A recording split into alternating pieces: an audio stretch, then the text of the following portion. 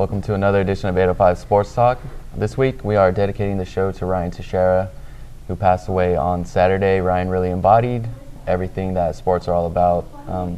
He always fought, he always had a great attitude, and he always brought a lot of fun to on the football field or the baseball diamond. So our 49th episode of 805 Sports Talk is in Ryan's memory. Ryan Teixeira's dream was always to play college baseball and maybe one day in the major leagues. I have a lot of goals for myself. I'm hoping to start as a freshman. I have a good opportunity. They see me playing I'll probably either play first, third, or I could play short. And when I get there, first base and third base. First base is going to be open, most likely, and third base is a little iffy. But I could definitely. He said he definitely wants me to, stick to third a little bit, play a lot of third, and I can always move from there. On Saturday, the Central Coast lost a young legend. Ryan Teixeira, at the age of 20, passed away after a long, hard-fought battle with cancer. Ryan was a two-sport star at Arroyo Grande, spending 3 years as a starter for Tom Goosen's football team and on Brad Latchman's baseball team. Though Teixeira's future and heart was always on the baseball diamond, he was one heck of a football player, piling up 200 tackles, 22 tackles for loss, and 6 sacks as a linebacker on the Eagles football team. On the baseball diamond, Teixeira was even better. In 81 games on the varsity level, he batted .371 with 88 hits, 46 RBIs, in 237 at-bats. He also had 4 homers, 20 stolen bases, and 20 doubles. He only struck out 27 times in his high school career that spanned nearly 3 full seasons. But it was the end of his high school career in 2015 that Ryan's story started to captivate the Central Coast. Word started to spread that Teixeira, likely the best high school player in the area, was ailing. It was later confirmed that doctors had found a large tumor in his right thigh, and Teixeira was diagnosed with Ewing sarcoma.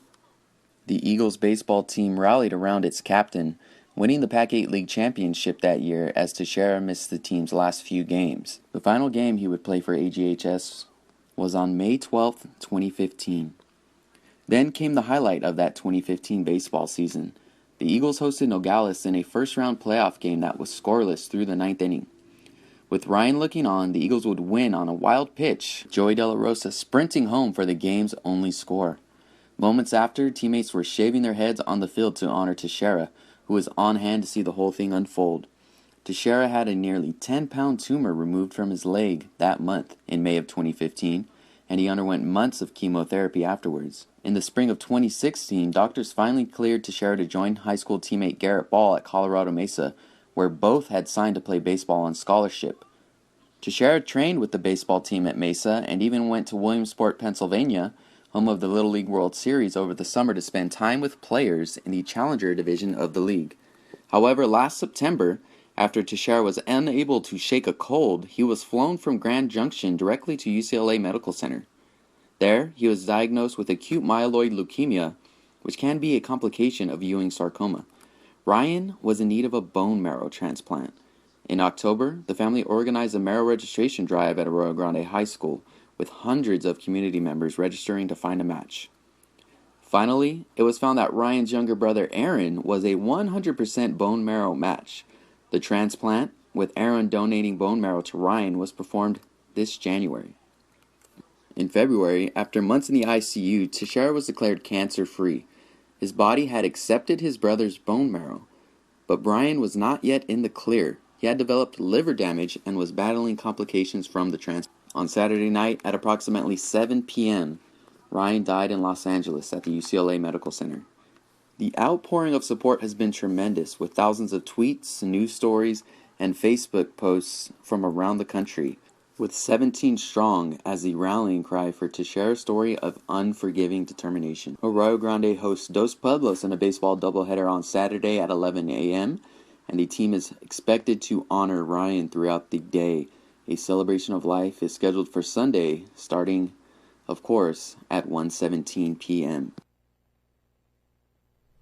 So Lorenzo, you caught some softball action earlier this week. Lompoc hosted San Luis Obispo in a non-league game, and the Braves are the defending CIF Southern Section champs. How are they looking so far? I know they took a loss against Slow.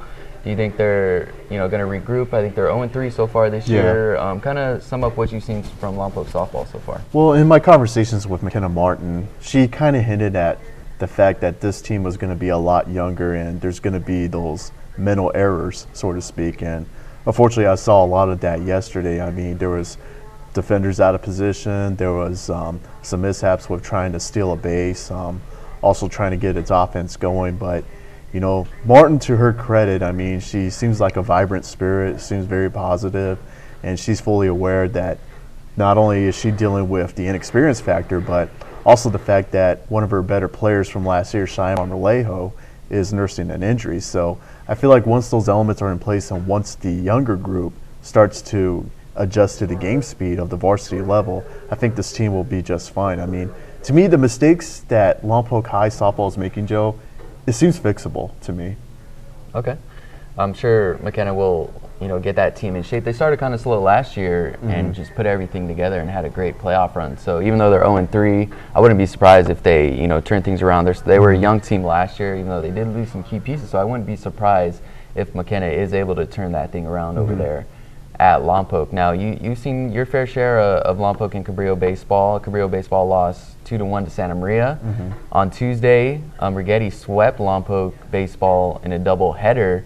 So, we usually expect a lot out of those two baseball teams. They're usually fighting each other for, LPL championships. They have been known to make playoff runs. Do you think those two teams will regroup? Do you think they will get in the right direction and be contending for league championships at the end of the season? Well, to answer that question, I feel like if they are going to regroup, it probably has to start either between now or next week, because I'm looking at Lompoc right now, and I'm sure this is something that Jim Allen did not expect. The sweep loss against Rigetti, and then, I mean, having to beat Cabrillo, but then having to withstand that late rally against Cabrillo. As far as Cabrillo is concerned, there was, like Lompoc High softball, there's that inexperience factor, but knowing John Osborne for the 2 decades that he's been at Cabrillo, I mean, I know he's not a fan of slow starts, so I'm sure this is something that he's going to definitely start to address starting this week. Yeah, and there was also a big LPL golf duel on Monday between Cabrillo and Lompoc. Cabrillo's usually contending for league championships in golf. Lompoc sometimes struggles to fill the full team, and I guess that's what's happened Monday. Lompoc didn't have enough qualifying golfers, so Cabrillo took out a win. Is Cabrillo golf team looking like they might be contending for a league championship? I believe it. I mean, Justin Buenaventura's back, and then you also have 2 other guys who have been with the program for 4 years, and then Craig Knowles, who's taken over the program and has done a fine job with that program. He's also has some other young golfers who pretty much grew up at La Purisma, also grew up at Marcelline Ranch when it was there. And kind of interesting because it was Craig Knowles and Andrew Jones who's coaching Lompoc High Golf this year. It's like the football version, but on the golf course. And Knowles ended up getting the better end, but because he had a little bit more players to work with. Definitely. Moving down the ranks a little bit, Elliot, you were able to see Westside, and they're opened up a nice new facility over here in Santa Maria, over by Oakley School. Talk about what it was like seeing them open up a new facility and kind of experience the whole experience of that. Well, they've got a whole new complex over there called Oakley Park, just south of Oakley School on the city's northwest side, and it's a beautiful facility. It cost a little over $1 million for the city to rebuild it, but I was talking to Al Ramos, who was there. He played against Westside in 1950 on the same site, but at the old Oakley field, and they were playing on that field until the end of last season. And then the city came up with the funds, and they completely rebuilt it. So they have brand new baseball fields, 2 of them, majors and minors, but they've also got basketball courts there, soccer fields, so you can play at least 2 games at a time. They got a playground, they've got a snack bar, so it's a whole complex, and it's really well done. And they came out right away, and they honored their District 65 10 and 11-year-old champions from last season, and introduced every player. They had the T-ballers you're seeing there, the minors, the majors, the farm teams, all the parents. It was a huge crowd, over 200 people on hand. It was really a lot of fun Dave Garcia is the president of Westside, and he's a real nice guy. He's been with the league for well over 20 years, and as soon as he got done with the officiating the opening ceremonies, they had lunch for the kids, and they then all went out and started playing the 2017 season.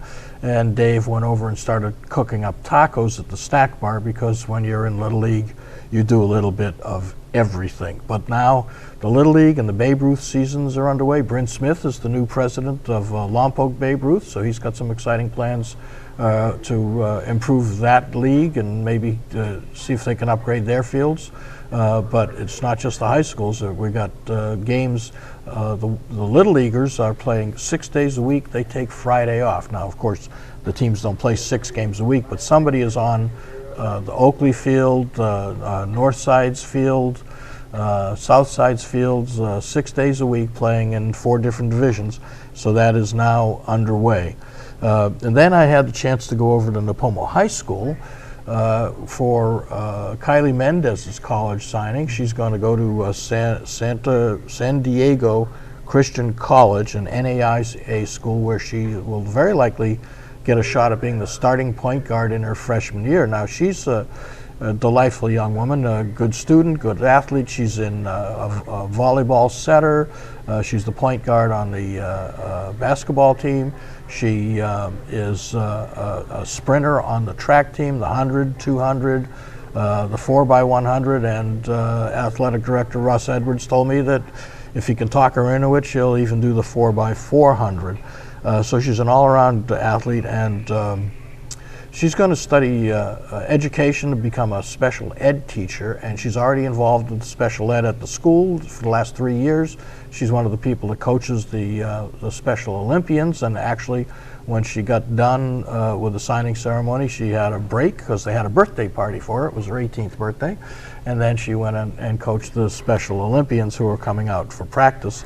And then she hopes to come back to Napomo High School someday and be a special ed teacher. And she wants to replace the current basketball coach. She wants him out of there when she gets back. He should hold the seat nice and warm for her while she's in college, and then she wants to take over the program.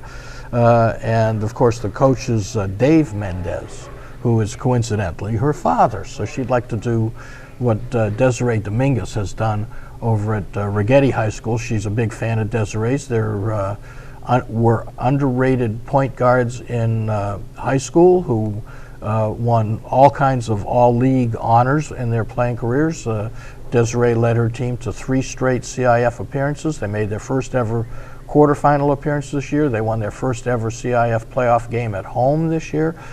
So she wants to continue in following in the footsteps of Righetti's Desiree Dominguez. She would like to come back. Desiree, of course, went off to college and came back and is now the head coach, a very successful head coach at Righetti High School. They're off to the state tournament after a wonderful season, winning the Pac-8 League and making a deep run in the Southern Section playoffs. They got an at-large bid to the state championship tournament, and using her as a role model, Kylie Mendez would like to follow in those footsteps, come home after 4 years in San Diego. But it's a lovely little school. It's an NAIA school that plays against schools like Biola and Westmont. 7 of the 8 teams in the league are Christian colleges or universities. So it's a nice small league, and it should be a good fit for her. So it's busy catching up with little kids, and you know, you do this long enough. This is my 16th year, over 16 years here. I've been covering Little League, and some of the kids that were Little Leaguers back then have now grown up, and their parents themselves, and one of them I've known since he was a teenager, is now a T-ball coach because he's got a 5-year-old son who's starting on T-ball. So it was nice to see everybody get together. It was sort of like our big reunion, and it's nice to be part of that. But there's still a lot of other sports going on in the Central Coast. And I know you wanted to talk a little bit about baseball, Joe. Mm-hmm. Yeah, we mentioned earlier that Righetti swept Lompoc on Saturday, and I was on hand to see that first game, and it was the first start of the season for Matt Sauer. Righetti opened its season against Lompoc and just dominated that doubleheader, and Matt Sauer had a lot to do with that first game, striking out 10 batters in his 5 innings of work. He also had a couple nice base hits. So Rigetti started out the season really strongly, and Matt Sauer, who was great last year helping that team to the semifinals, it looks like he's actually taken his game up a couple notches. He looks to be in great shape. He's a senior now. His fastball was topping out around 95. He was consistently hitting 93, 94 on the radar guns, and I know that because there was a ton of scouts there, professional baseball scouts. I know some from the Rangers, some USA Baseball scouts. He's committed to Arizona right now, but with the way he started the season and the way he looks, he might not ever get there. Obviously with the baseball draft coming up in June, he's looking like one of the best pitching prospects that we've seen in this area maybe since Danny Duffy. He was great last year. He's not a lefty like Danny. He's a right-handed kid. He's huge. He's about 6'3", maybe 6'4". He's probably under 200 pounds right now, but he looks to be in great shape. He's built, and he was a workhorse for them last year during the playoffs, and I don't think it's going to be anything different this year with the way he looked on Saturday. Rigetti doesn't play the rest of this week. They will have a doubleheader against a team from Nevada over the weekend, and I'm sure he'll probably start the first game of that. So if you want to see, probably the best pitching prospect in the last 10 years go to Rigetti High School on Saturday. Zach Anderson is his catcher. His catcher's pretty good too. So, Zach had to work 2 games on Saturday. He'll have to work 2 games this next Saturday, and he's catching a guy who's throwing 94, 95, and that's not easy. And Matt Sauer is going to be a lot of fun to watch his career progress. If he keeps this up, he might be a first-round pick. Who knows? He might end up at Arizona after all, but he definitely, the way it looks, he definitely looks like a future major leaguer with the way he looked against Lompoc, and I expect a great season from him. And Rigetti just looked good as a team, especially with Jaden Libertus at center field and leading off. So Rigetti's going to be a lot of fun to watch how they perform this year on the baseball team. Might be the Pac-8 favorite right now with the way they looked. I know it's still so early, but it's going to be fun to watch Rigetti this year, and especially Matt Sauer. One team that their season is kind of winding down, but they're still not done is Santa Maria Soccer. They, were knocked out last week in the semifinals. We saw that. We showed that on last week's show, but they did get a state playoff berth, and they started the state playoffs with a dominant win in Visalia, beating Golden West 5-1. So congratulations to the Saints. They play Thursday in Los Angeles, so follow us online Thursday night for some updates on that. Check out Friday Santa Maria Times to see how the Saints do in the next round of the state playoffs. You mentioned Rigetti girls basketball team. They're playing Wednesday night, so check out Thursday Santa Maria Times and follow us online Wednesday night to see how Rigetti does at Thousand Oaks. I think that's a pretty decent matchup for them. We thought they might be a double-digit seed in the state playoffs. But I think they were seeded something like 9th, and Thousand Oaks is just a bit seeded higher than them. So I think they do have a decent chance in the state playoffs. They're in a decent division for them, so I think they could win tonight.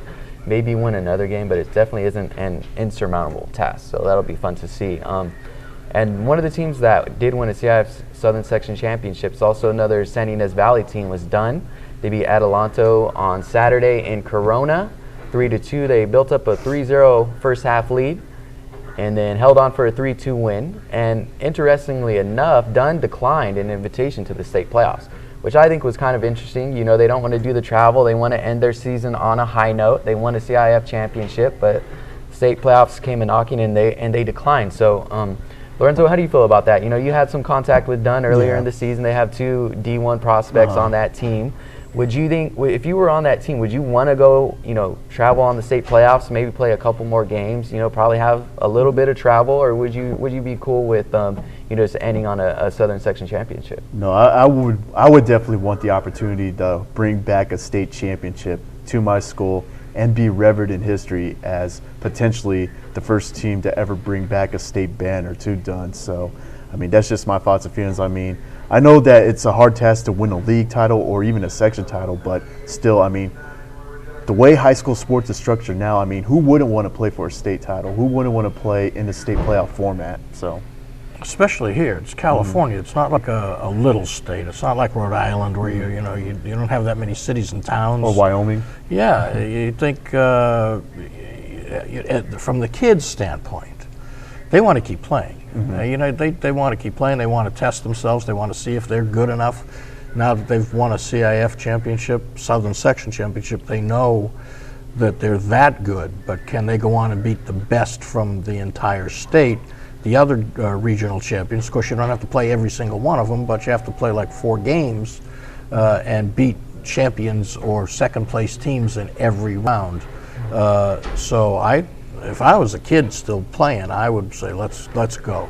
And we don't care how far we have to go. But kids, they don't care if you go 200, 300 miles. They just want to go for the bus ride and play the game. So I think that the kids might be disappointed, but I can see the school standpoint that it's a lot of extra work for everybody. They got to get out there and practice. They've got to see if they can get a video on the opposing teams, and it's going to be an expense. And it's a small school. I mean, it's a private school. It has a reputation of having some money behind it, but it's still an extra expense that they weren't up until this point looking at. So I can see the grown-ups thinking maybe this is go out on a high note, where the kids would say, "Oh, I'd like to keep playing."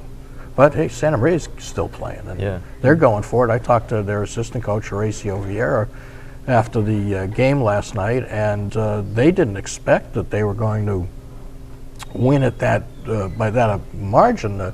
They thought that it was going to be a tight game. They were playing a really good team, and they scored first fairly early, and then 2-3 minutes later, the other team got on the board and tied it up, and then Santa Maria spread out their offense and went on the attack, and they kept pushing and pushing and pushing, and they scored again before the half, and they figured this is the secret formula against this team, and they kept the spread offense going.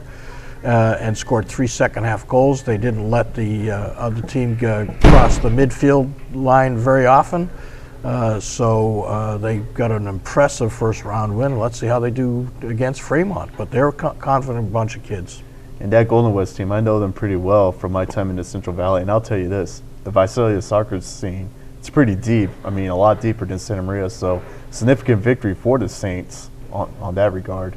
Yeah, and it's interesting with the schools planning to move to that central section, if they're going to be playing teams like that, they might, I think the boys soccer at least, probably the girls soccer too, is probably a little stronger than what the central section has. So I think, will be fun to see if teams can make deeper playoff runs in that central section. And to me, it's a huge confidence booster for a school like Santa Maria, knowing that down the road, when you're going to go against a school from Visalia, a prominent soccer program, you have that confidence knowing you've done it before.